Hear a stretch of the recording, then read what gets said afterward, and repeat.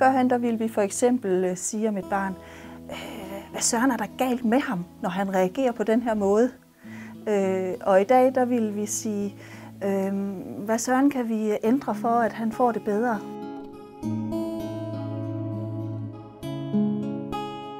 Så kunne man meget hurtigt få dannet sig den virkelighed, der hed, ham der, han er også bare sådan, og den der er også bare sådan, og de der, altså, man fik meget hurtigt givet børnene nogle roller. Det er ikke individet, der skal forandre sig, det er miljøet, der skal forandre sig.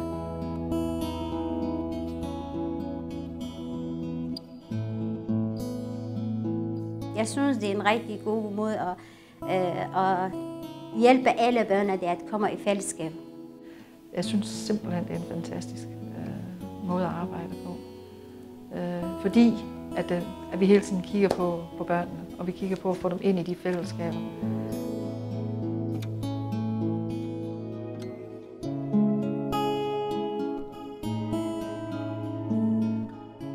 Det har været en dybliggende kultur i vores fag at kigge på fejl og mangler og det, vi gerne vil ændre på, i stedet for at kigge på det, der ligesom virker. For det betyder, at vi har fokus på det, som er vigtigt og betydningsfuldt for barnet, og ikke så meget det, som er vigtigt og betydningsfuldt lige for de voksne, eller den situation, de voksne er en del af. Vi siger ikke bare, at det kan vi ikke, fordi vi ikke har ressourcer, eller nej, vi siger, hvordan kan vi lave om på det, så det virker.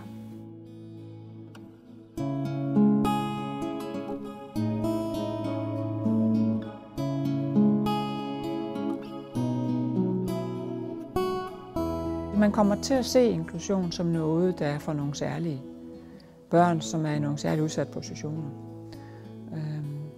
Også politisk, når man snakker inklusion i forhold til det politiske niveau, så bliver det oplevet som, at det kun gælder nogle særlige børn. Men inklusion er faktisk en nytænkning i pædagogikken, som er gældende for alle børn.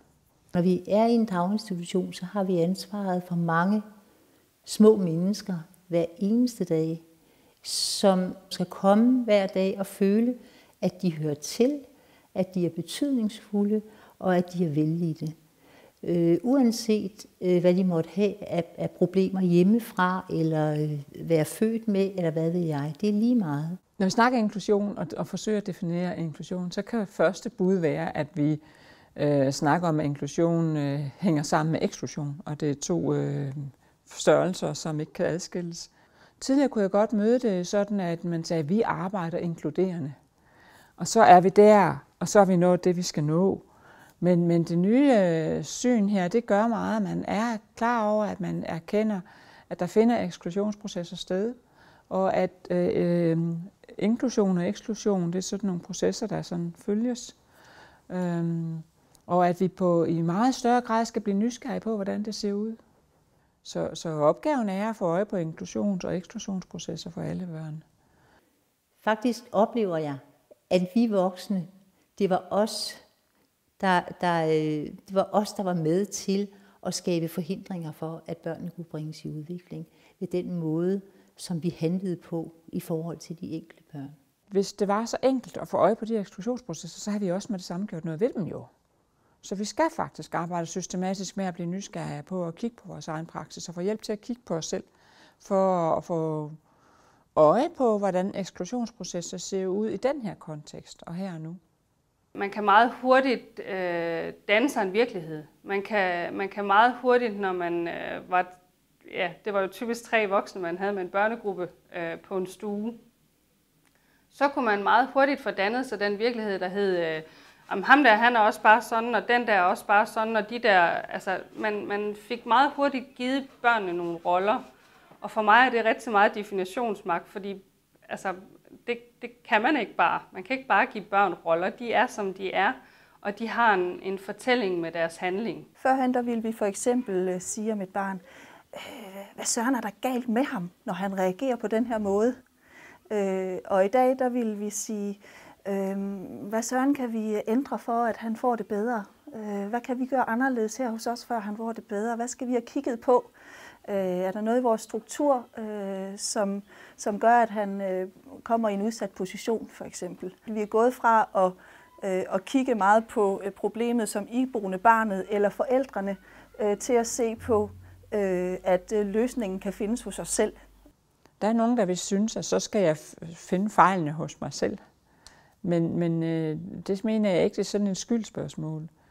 Det er faktisk mere at hele tiden have den grundsynserkendelse, at det ikke er barnet, der er problemet, men at jeg skal afsøge, hvordan at vi rundt omkring barnet i den kontekst, der er, kan gøre noget andet, som støtter bedre.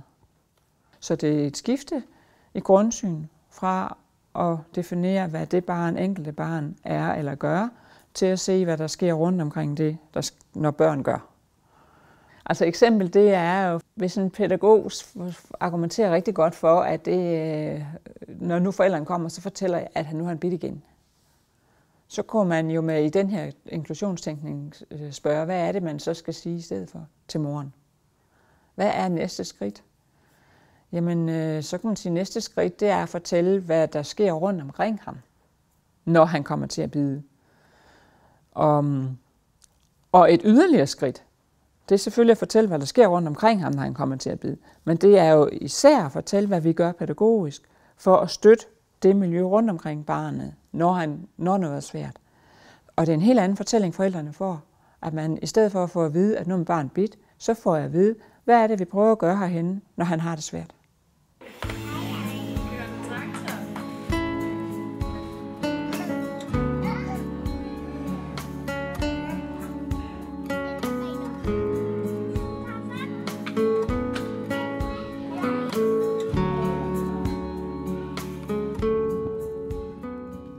Et skifte i grundsyn er at flytte fokus fra at fokusere på det udsatte barn til at fokusere på det, der er i konteksten rundt omkring børnene, og også i betegnelsen af det, vi kalder børnene, altså det fra det udsatte barn til at fokusere på et barn i udsatte positioner. Og det er også et skifte, hvis vi kigger sådan nogle årtier tilbage, hvor vi har brugt meget at kigge på det, børn gør. Og vi har kaldt børnene rigtig meget, og vi har defineret børn ud fra det, som de gør. Og så var der en lang periode, hvor vi kaldte det børn med særlige behov. Som en positiv definition på, at vi skal tale om det, børn har brug for, ikke det, børn gør. Så det var jo et skridt. Og nu er vi kommet et ret stort skridt videre, fordi nu taler vi ikke som noget, altså nu har vi ikke længere det der individfokus. Vi vil gerne definere, at det er et barn, der er i udsat positioner. Så det er faktisk en øvelse, hver gang vi taler om det, børn gør, og så i stedet for at få puttet det her nye forståelse ind, at det er et barn, der er i et udsat position, som med det samme peger hen på, at vi skal kigge på det, der sker rundt omkring børnene, og på den kontekst, som børnene er en del af. Hvad vil det sige at være en udsat position? En af de udsatte positioner, som jeg har været meget optaget af, det er det at være ny. Det er en vældig udsat position at være ny i et børnehus. Man kender ikke de andre børn, man kender ikke de voksne, man kender ikke dagens rytme. Nogle gange er det rigtig, rigtig svært at finde ud af, hvornår man må hvad. Og hvis vi begynder at kigge på eget hus udefra, hvis jeg var et nyt barn her, så får man altså øje på nogle ting. Man får øje på, at den her dør, den skal være lukket kl. 11, men kl. 12 må man gerne gå ind ad den og ud af den.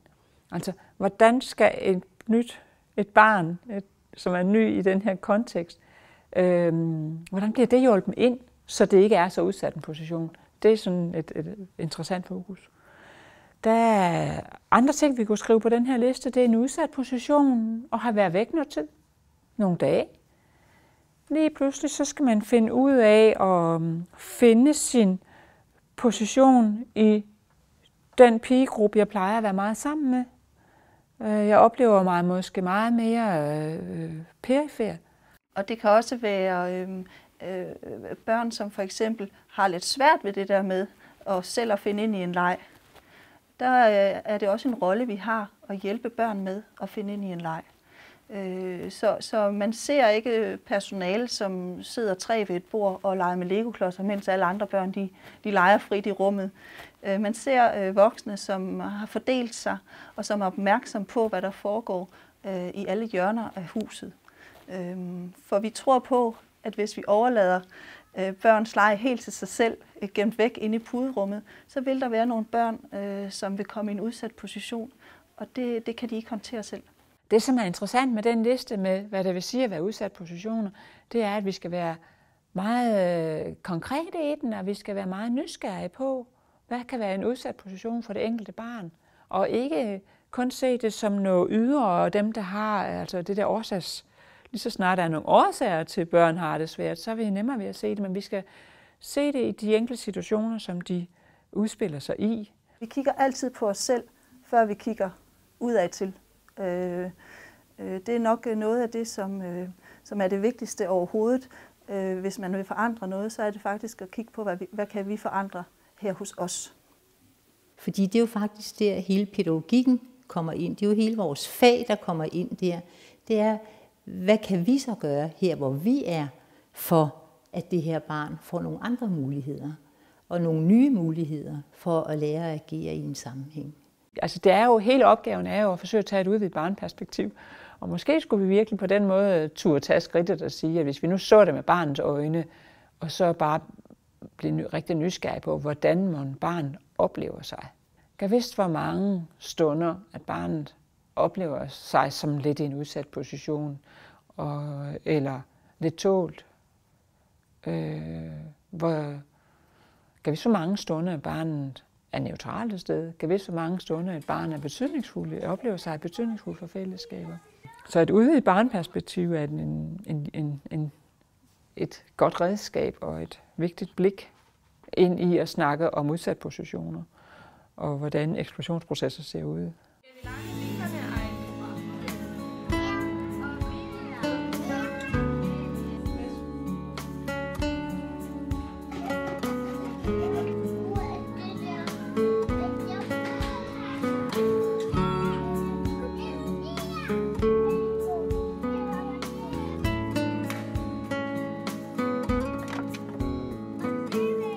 Men et skifte i grundsyn, det betyder så også, at vi flytter os fra et individfokus til at se på fællesskaber, og hvordan at børn har mulighed for at deltage i forskellige typer af fællesskaber. I inklusionstænkningen der er det altså at sikre, at børn kan deltage i forskellige typer fællesskaber, der matcher den mangfoldighed, som er i børnegruppen. Og det betyder faktisk, at vi har en opgave med at skal sikre mindre forskelligartede fællesskaber, så børnene kan udvikle sig i forskellige fællesskaber og på den måde få et meget større udviklingspotentiale eller udviklingsmuligheder. Når børn skal lære noget, når børn leger og udvikler sig selv på den måde, så gør de det bedst sammen med andre børn. Fordi at de har samme perspektiv på livet, og vi voksne, vi kan ikke altid se os ud af, hvad det egentlig er, der foregår. Så jeg mener, at det er en vigtig ting at have med i det pædagogiske, at der ikke er et rigtigt fællesskab, man skal deltage i. Og det gør så også, at man er på opgave i forhold til at organisere, fordi at vi skal kigge på, hvad er det for forskellige fællesskaber, børnene har mulighed for at blive mødt med i løbet af en dag, og hvordan er det barn deltagende i de fællesskaber. Og her er det væsentligt at se på, hvordan børn får positioneret sig i forhold til hinanden. Hvordan at nogle børn faktisk kan have en ret central position i flere forskellige typer fællesskaber. Og så kan der være andre børn, som i de fællesskaber, de deltager i, har en noget mere perifer position, og som måske ligger lidt på kanten af at være inkluderet eller være med i fællesskabet, og måske kæmper lidt med ikke at blive ekskluderet og opleve sig uden for fællesskaberne. Så derfor er pædagogikken meget at være nysgerrig på det, der sker mellem børn, i meget større grad end hvordan jeg som voksne kan opleve, at jeg måske er det mest betydningsfulde for det her barn. Hvor der sker der altså det efterhånden, som børnene bliver større, at det mest betydningsfulde er altså det mellem børn. Og der er heller ikke noget, der er vigtigere for børn, end at være sammen med andre børn. Vores opgave som voksne, det er, at vi i stedet for guider, vejleder, hjælper og støtter det, vi kan for, at børnene kan komme i store eller små fællesskaber med andre børn. Og det kan godt være fællesskaber på 2 børn, det kan også være fællesskaber på 10 børn. Det er afhængigt fra barn til barn. Det er vigtigt, at alle børn føler, at de er betydningsfulde, og de er anerkendte i den gruppe af mennesker, de er sammen med. Og det er sådan helt grundlæggende noget, man skal have med sig for at kunne udvikle sig. Det er, at man føler, at man betyder noget for dem, man er sammen med. Så der er jo også noget af den her grundtænkning, som gør, at vi øver os i et udvidet barneperspektiv. Og det er ikke kun at prøve at sætte sig i barnets sted, det er også at forsøge at se, hvad skal vi sige, med barnets øjne, altså se der, hvor barnet kigger hen.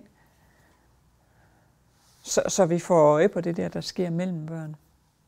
Altså nogle eksempler kan jo være her på et barn, en pige, der hele tiden får nej fra 2 andre piger, hun leger med. Og hun kommer hen og er ked af det og må ikke være med. Og så kunne jeg jo måske foreslå hende, at hun kunne gå hen og spørge på en anden måde. Og sende hende hen til de 2 andre, hun kan spørge på en anden måde. Og så kan det være, at den intention lykkes rigtig godt.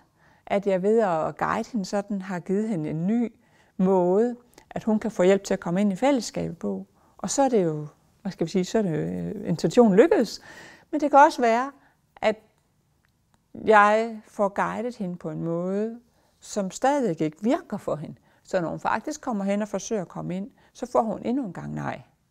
Og det er sådan nogle, spændende nuancer, vi skal være nysgerrige på. Så opgaven er jo, hvordan støtter jeg lige præcis det her barn i den her proces med den her gruppe. Og hele tiden være klar til at nuancere i min måde at gå ind og støtte på. For det kan være, at jeg skulle have gået med ind i legen.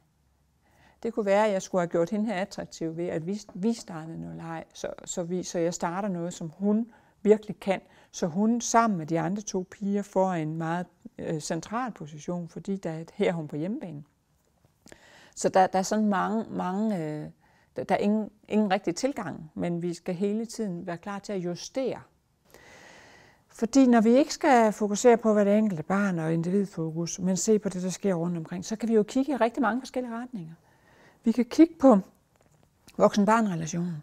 Det har vi gjort i mange år, og det skal vi sådan set fortsætte med. Det har stadigvæk rigtig meget betydning, hvordan jeg støtter børn, der skal ind i fællesskaber, og hvordan at de har oplevelsen af at kan få støtte til de processer. Og efterhånden selv tør slippe den voksne. Så det fokus skal vi stadigvæk have. Vi kan også fokusere på det, der sker i fællesskaber. Og der er 2 forskellige typer fællesskaber, vi kan kigge på. Der er de fællesskaber i de frie lege, som mellem børn i frie processer. Hvad sker der der? Hvad er det for betingelser og muligheder, børnene har i de frie legestunder? Og så kan jeg kigge på en del af børns kontekst. Det er også de fællesskaber, som voksne har rammesat og bestemt. Den her gruppe er sammen med så mange og så længe, og vi skal det og det. Det er et andet væsentligt kontekst, hvor vi skal have fokus på. Vi kan også kigge på den måde, hverdagen er organiseret på, og den struktur, der er i huset. Så et fokus på det, der sker rundt omkring barnet, der kan vi egentlig kigge rigtig mange veje. Vi kan også kigge på, hvordan en stue og hus er indrettet, hvordan rum bliver brugt, hvordan ude- og inde-liv spiller sammen.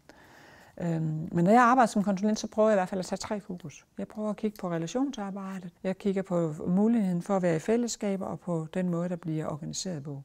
Det er sådan min grundtænkning, jeg prøver. Den vej skal jeg rundt. Og selvfølgelig også på det enkelte barn stadigvæk i forhold til, hvordan er hans deltagelsesbetingelser. Altså, hvordan støtter jeg hans positive selvopfattelse og sådan nogle ting. Så det er ikke fordi, det ikke er et individfokus stadigvæk. Men de 3 ben, og så et fokus på ham. Et eksempel på det er, at jeg kom ud af en institution, og jeg have fået lave sparring med et barn, som har haft det svært i lang tid. Og han har været en dreng, han har været i det her børnehus i 10 måneder, så han var 3 år og 10 måneder. Og jeg har fået tilsendt en række fortællinger om, hvornår at noget er svært for ham.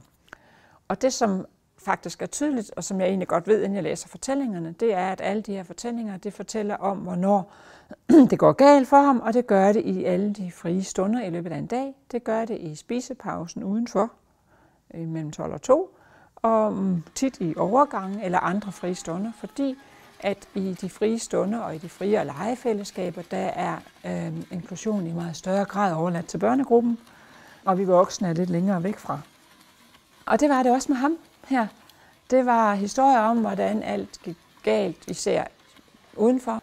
Og jeg sidder og snakker med personalet, og de sidder og tænker, hvor længe har det været sådan her? Der er sket nogle skifte. Har han pludselig ikke længere hans bedste ven? Jeg spørger ind til mange ting. Og den korte del af historien, det er, at de får talt sig frem til, at det faktisk har været svært for ham her, lige siden han startede. Og det også, de kommer også i tanke om, at han har heller ikke kom ikke fra vores vuggestue, og han har egentlig heller ikke været dagplejer. Han kom faktisk hjemme fra mor. Og så er der en, der kigger på mig og siger, hold da op, Lene. Det er ligesom om, at vi har taget en 1-årig og sluppet ham fri i fællesskabet og sagt, vi håber, du klarer dig. Og de fik sådan set øje for, at her har de ubevidst satset på, at barnet kunne tilpasse sig den ramme, der var, og ikke tænkt på, at det er dem, der skal tage ansvar for den ramme, som de sætter børnene i, og især sætter ham i, og han slet ikke havde de kompetencer til at klare sig i det friere rum, da han som ny starter i børnehaven. Og det er jo en udsat position at alene være ny, så derfor har han måske, og de får jo øje på, at her kunne de have støttet ham på nogle bedre måder, og på nogle andre måder. Og så er opgaven selvfølgelig så at finde ud af, hvordan man så kan gå ind og støtte de friere stunder, og så gøre nogle tiltag der. Så snakker vi videre, og så spørger jeg jo til, hvordan dagen er organiseret, om der er en god rytme, om der er noget kendthed for ham, om der er noget tydelighed, både som ny, men stadigvæk, for at finde ud af, om der er noget i dagens rytme, som han trives i, eller om der er noget i dagens rytme, som kan være nogle udsatte positioner for ham. Og der har vi rigtig svært ved at få fat, og så stopper de op, og så siger de, jamen Lene, vi har stue med på tirsdag, hvor vi skal snakke om at lave en ny rytme for stuen. Fordi at den er os, vi har ikke særlig meget rytme på stuen, fordi den er os, der har været her i længst tid på stuen, har været her i 4 måneder. Og så tænker jeg, hold da op, vi har et barn, der ikke har fået særlig meget støtte til at være i fællesskaber i de frie rum, der ikke har fået særlig meget støtte til gennem den måde, dagen er organiseret på, og dagens rytme og noget kendthed og noget tydelighed. Og han har heller ikke fået særlig meget støtte i voksenrelationen, for det er den, der har været der på stuen, har været der i længst tid, har været der i 4 måneder. Og egentlig, så kan vi jo faktisk ikke rigtig være bekendt at komme til at gå i 10 måneder, og synes, det er et barn, der er et problem, når man har søgt støttepædagog, man er i gang med alt muligt tiltag. Men man har ventet 10 måneder med at begynde at arbejde med at kigge på sig selv og kigge på konteksten og søge hjælp, eller i øvrigt være skriftlig med at arbejde analytisk med at kigge på det, der sker rundt omkring barnet.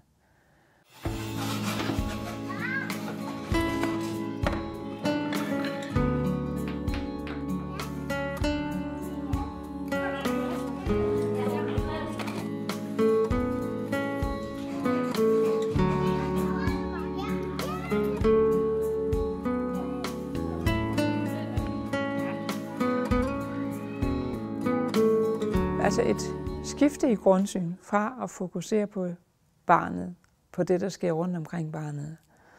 Der er vi på, sådan en slags evig opgave med at opdage, hvordan vi selv kommer til at tale om børn, og selv kommer til at lave nogle konstruktioner om børn. Fordi hvis vi spørger hinanden, så gør vi det ikke. Men hvis vi lytter til hinanden og begynder at jagte og se hinanden, så hører vi det. Et eksempel på det var, at personalet kan godt tale om en pige, at nu klistrer hun igen, eller nu hænger hun lidt for meget på os. Og det er jo et individfokus, der fuldstændig slet ikke får hjulpet dem til at kigge på konteksten, til at se på, hvad der sker rundt omkring hende. Og der skal vi jo simpelthen arbejde systematisk med, at hvis vi skriver den her historie ned, vi fortæller hinanden, så er det rigtig svært, den 3., eller den 4., eller den 5. gang, jeg skriver, at hun klistrer. Fordi så ved jeg jo godt, at når jeg skriver den her ned, så har jeg det formål med at forsøge at tage perspektivskifte. Og jeg ved, at det næste, der kommer, det er at forsøge at tage nogle andre perspektiver ind på det. Og arbejde med metoder, så jeg får kigget på det, der sker rundt omkring hende i stedet for. Så vi faktisk får sluppen de konstruktioner, vi kan gå og have på et barn. systematik og skriftlighed, det mener jeg er en væsentlig del af, hvis inklusionsopgaven skal lykkes. Og at vi også tager vedkende os, at vi har de konstruktioner.